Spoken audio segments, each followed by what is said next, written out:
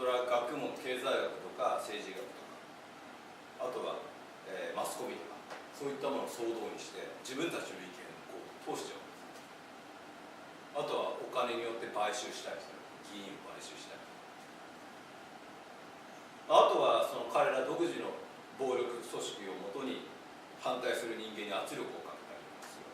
その飴と鞭をこう、あとそういった情報操作を取り入れて民主主義っていうものを乗っ取っていくっていうのに非常に優れた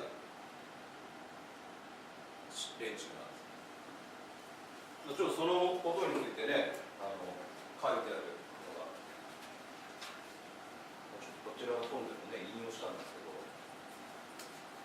ど、中国人のロスチャイルド通貨強奪の歴史という150万部を売った、ね、大ベストセラーのがあるんですけど、そこではねこういうふうに書いてあるわけですよ。その本で民主制度は封建的専制に対抗するために生まれた集中的な防御の仕組みであり、その設計と構築、そして実践は大きな成果を上げた。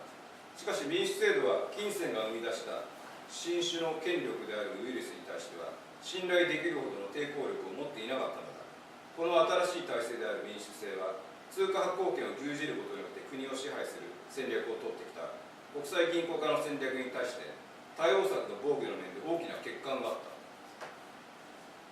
つまり民主制というのは封建主義や君主制というものをなくすために生まれた制度で、三権分立とかその点においてはすごい機能している。ところがこの国際銀行権力のその権力を乗っ取っていくっていうところにおいては非常に弱いシステムだ。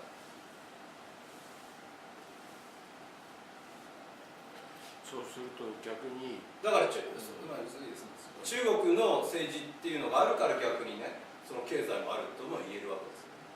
つまり国際銀行家が乗っ取れてないわけです。中国っていうのは一党独裁で政治権力が圧倒的だから。ありませんでした。なんか間違ってそういう独裁、政治権力が巨大だと銀行権力で乗っ取れないんですよ、その社会。だからプーチン乗っ取れないでしょ、ロシア乗っ取れないでしょ。それはなぜかというとプーチンという巨大な政治権力があってそこに手出しできないし、プーチンは大統領になった時にまず何やったかというと、お金持ちたち政治を牛耳っていたオリガルヒと言われるね、ユダヤ系の新興財閥を追い出したんです、政治家で。国外追放にしたり刑務所に入れたりしたんです。それは政治権力が巨大だからできる。政治権力が、そのお金持ちたちに支配されている状況だとダメなんです。じゃないと彼らはダメです。つまり政治権力が弱ければ彼らは乗っ取れる。政治権力が巨大だと乗っ取れないんで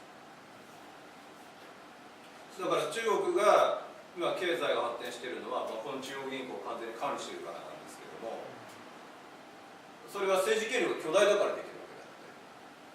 じゃあ政治権力独裁体制だから、じゃあ民主主義にしたら政治権力が弱まるってことだから、そうするとまたロシアは成功してますね、民主主義のことで。そこが日本なんていうのは完全に牛耳られてます。弱いのが政治。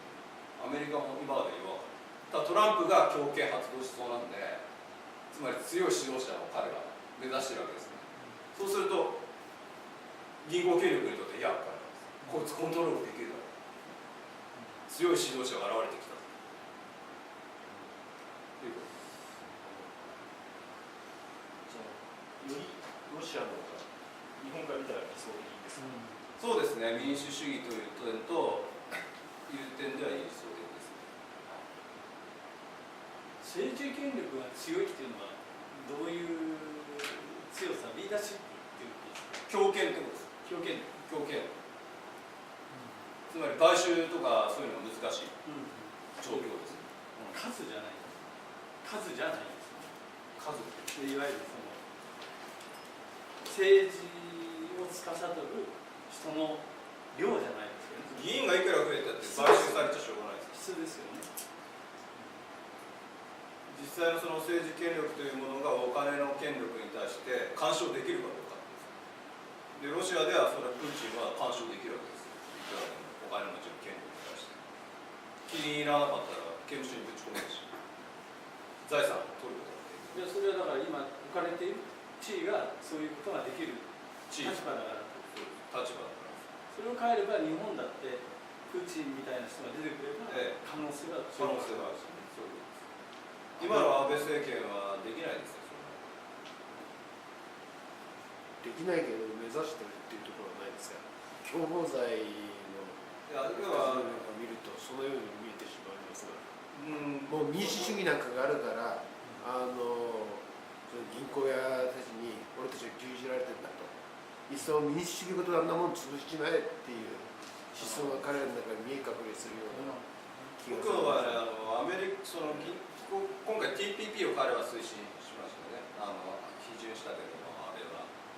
TPP というのは多国籍企業のための法案なわけです。だからその影響力の中でやってるんです。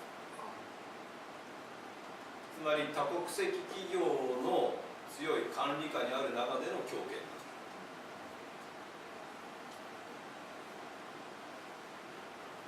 まず日本はね、まあそうですね、そういう点で安倍が独自の強権を目指しているとはまずその多国籍企業の管理の中での強権を目指している。どうなんでしょう。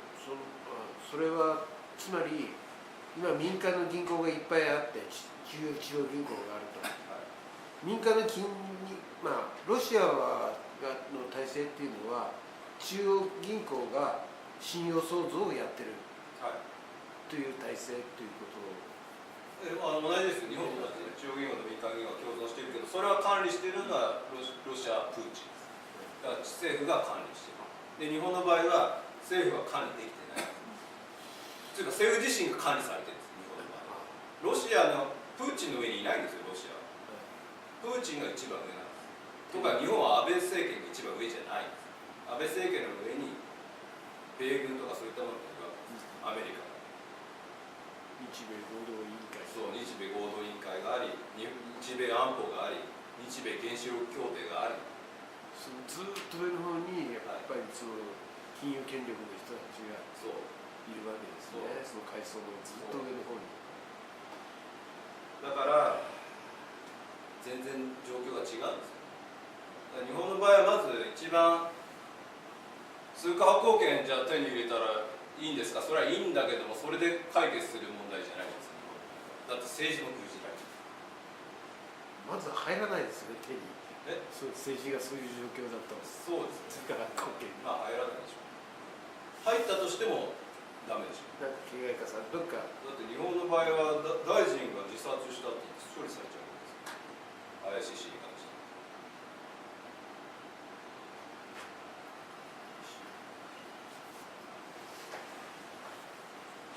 中央銀行だけで信用創造する。民間銀行なしで中央銀行だけで信用創造するってことはできない。できる。だからこれはそうです。タイプ B がそうです。中央銀行だけが信用創造。お金を作り出す。お金を作り出して経済発展もさせることができる B タイプもある。今まで聞いた話だと、それは中国あると思いますよ。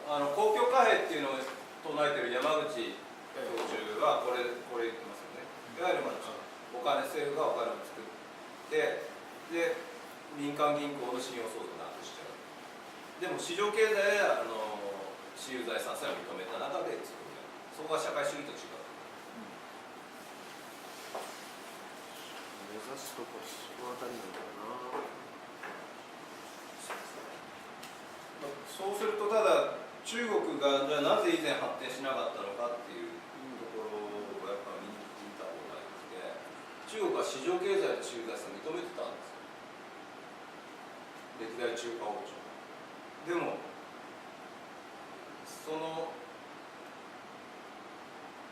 で政府がお金作ってたわけでしょ。ここのタイプだったんですよ。中央銀行というのは政府です。で、私有財産性市場経済を認めてて、あまり発展しなかった。安定はしてたけども、産業革命のような発展はなかった。つまり資本主義ではない。資本主義の巨大なエネルギーというものはなくなる。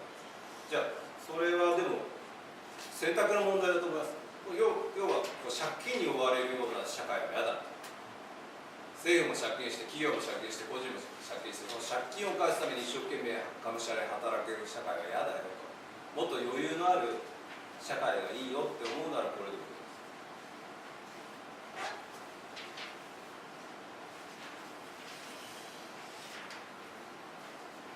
経済成長をこうものすごいこうエンジンを吹かすのが、エンジンをこうやるのが資本主義なんです。経済成長にものすごい圧力をかけるし、ただじゃあこの20年間日本は経済成長してないんです。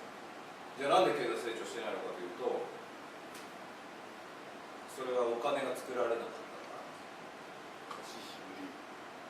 お金が我々が使う分野に対して全く増えない。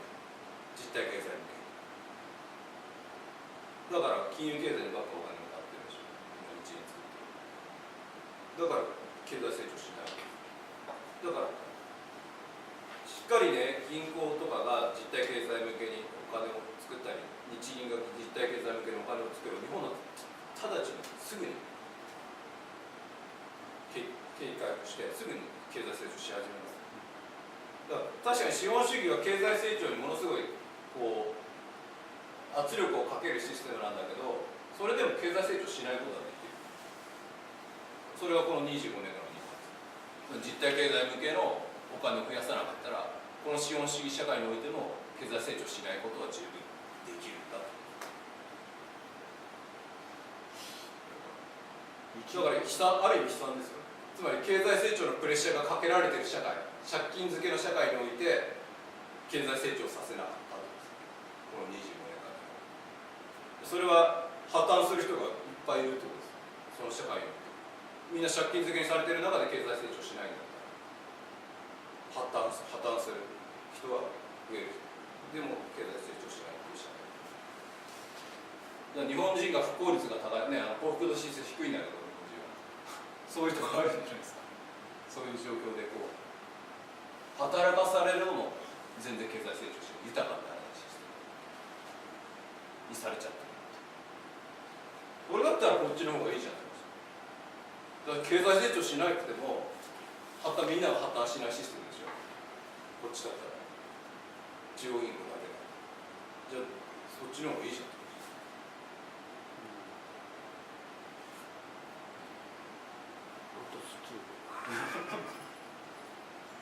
一つよろしいですか。はい、ちょっと外れですけど、金融、先生からは金融、金融となってしまうちゃんということは実態と金融があると、そして規制緩和、要するにそれが規制緩和中なのなんですか、金融緩和すればお金が回るんだから上がるわけだと。でもその実態と金融と分けられていて、金融に何本入れても実態には回らないから、その理解してたんです。ちょっと考えたんですけど、株とかそういう証券とかに回っていくのは分かるんですけど、不動産、そういうのも実態には回らないんですか。単なる土地転がしでは回らないですよ。だから不動産を単なる買いたいっていう建設っていう分野ではまた別ですけど、それが本当にこう建物が建てられるんだったら別です。それを建てる時にね、みんなそれは建設労働者のお金がいっぱいいるし、いろんな商品に使われるじゃないですか。それなら別だけど、単なる土地転がしではそれは何の消費にも回らないです。ということは、金融に今出しているものは、その不動産というか建物とか、そういうのにも回ってないというふうに土地転がし、建物転がしが。土地転がし、建物転がし、株転がしでは全然実体経済には実際にマンションだって中国でも建ててますよね、はいはい、どんどん。あれはどういうふうに。あれは消費が増えてるんです。だってマンション建てるにはもういろんなもの買わなきゃいけないです。カーペットから壁から何から全部さまざまな、それこそ業者が関わるわけですよね。実体経済です。それはそこで消費が増えてるということです。でそれを作り出す人たちには給料が入ってくるわけですから、だからそれは消費に回されるんで消費も増えるでしょう。ですから、ただそれでもあれだけ年間80兆とか出しといてですね、それで大したはい GDP が合わない、合わないから今年からルール変えてはい30兆ぐらい増やした何がおかしいなという結局だからそのお金っていうのは大部分は民間銀行が日銀に預けている日銀当座預金というかね、塩漬けされてるわけです。豚漬けされてる。だから何も使われてないからね。出してるようにしてただ積んでるだけなんです。積んでるだけです。あとはその ETF6 兆円、ETF で株式上場としてそれも6兆円購入してるでしょ。あとはリートという不動産投資信託を900億円購入してる。株転がし、土地転がしですよ、それは。だからそれは全然我々のところにお金が回ってこない。で、株は上昇して、不動産も上昇し始めてるし、有料物件は特に。不動産投資信託っていうのは、要は投資物件です。投資物件の賃貸の利益を得る投資なので、賃貸になるところです。つまり、有料投資物件はどんどん上昇している。地方はそんな上昇しません。っていうことが起きてる。じゃあ、そういったものを持ってるのは金持ちです。株も不動産も、あと債券も、みんな金持ちが持ってるわけです。だから、お金持ち優遇政策なんだけど、お金持ちにお金渡したらみんなが反発するから、実態皆さんの消費が増えるようにやってるんですよって言ってお金持ちにどんどん渡してる。我々に渡さず。そういうのがアメリカでもヨーロッパでも日本でも平然と行われてるのが今。お金持ちだけは、どんどん株上がった、債券価格が上がった、不動産価格が上がったって言ってボロ儲けしてるわけです。超格差社会になる。で、そのお金でまた超お金持ちたちは新しい洗脳理論を作り出す。それをずっと進めていきますとね、はい、その儲かったお金っていうのは本当のお金なんでしょうか。本当のお金です。でもこれ作られたお金ですよね。作られたお金です。ですからそのお金で実体経済の方まではい、いろんなことができるんでしょうか。それは回してくれればできます。実体経済。例えばビル・ゲイツがじゃあ都市を1個作りましょうっていうふうにやってビル・ゲイツ・ニュータウンとか作ったらそれは実際実体経済に回るわけです。ビル・ゲイツ・ニュータウンを作ってくれる。でもそんなことしないでしょ。私は難しくちょっとわかんないんですけど、ただ今までのお話聞いてて、お金っていうのはその借りたい人がいるから作るんだと、信用創造の原点ですよね。はい、そして貸したい時にはやっぱり借りたい人を作るというのがまた原点になりますよね。そうですね。はい、ただお金吸っただけではやっぱり意味がない。ただ今借りたい人っていっぱいいるんです。例えば学生の奨学金、半分、大学生の半分が借金して奨学金で、平均借金が卒業するときに300万です。大学生の半分です。で、サラ金も増えてるでしょ。やっぱサラ金から借りてる人、クレジットカード借りてる人いっぱいいるわけですよね。で、生活保護世帯が過去最高でしょ。要は借りるっていうリズムもすごいある。いくらでも。ただ大企業はないです。だって今内部留保をボロ儲けして積み上げてるし。あれは何なんですか。内部留保という実態は。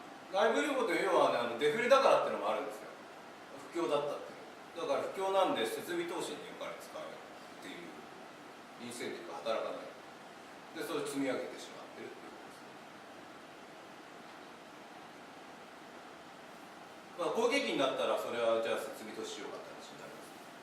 だからその内部留保を取り崩して設備投資をしていくっていうことにはなりやすい。でもこの25年間の不況がやっぱその巨大な内部留保を作り出した一因ではある。内部留保は利益にはならないんですか。利益評価にはならないんでしょうかね。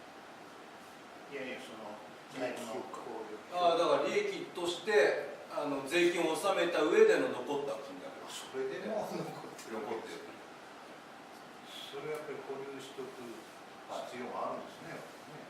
やっぱそれだけ日本の国内の消費が弱いってことですよね。消費が弱かったら企業はその儲けたお金を使わないとかになる。あとは、やっぱり従業員に還元しなくなったっていうのがあるでしょう。昔はね、しっかり従業員にも還元してたけども、今はそんなことやらなくなって、実質賃金がどんどん落ちてる。だから日本はね、構造改革、ね、やって何が起こったかというと、設備投資が減って従業員の賃金が減った。一方で株主の配当が増えて役員報酬、経営者の役員報酬がものすごく増えた。アメリカ型になったんです。つまり金持ちが儲かる社会になったんです。で一般の従業員があまり儲からない社会になったんです。富を一極集中させるようにした。以前は違ってね、設備投資もやるし、で利益は従業員に還元するっていうことをやってたわけです。だから非常にいい好循環だったで、一億総中流社会になったし、でそれが崩壊しましたね。私らそういう時代をちょっと知ってますね。知ってる人なんでいると思います。ということで、中国はそういう意味でこの信用創造システムを取り入れて私有財産性市場経済も復活させたので一気に経済成長した。ただ以前の中華帝国と違うのはやっぱこの信用創造システムを完全に取り入れていることですね。以前の中華帝国の私有財産と市場経済認めてたけど、民間その近代銀行業のシステムはなか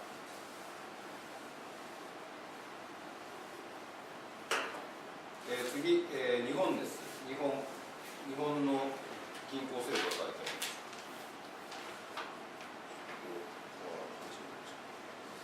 江戸時代の貨幣というのは金貨銀貨銭貨の3つからなっていたわけですね。だからこの硬貨ですね、金貨銀貨ね。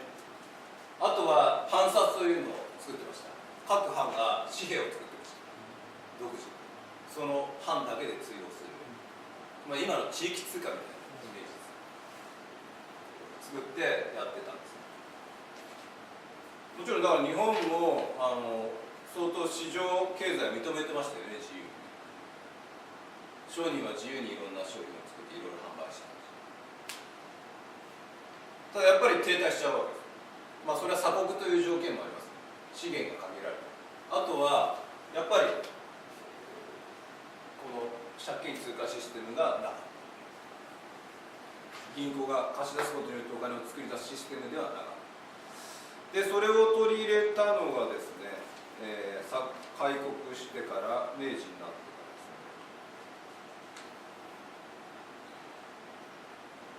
ですね。で当初日本の政府、明治政府は政府紙幣を発行してました。明治政府になった直後。だから金貨銀貨紙幣の3つの一円が存在し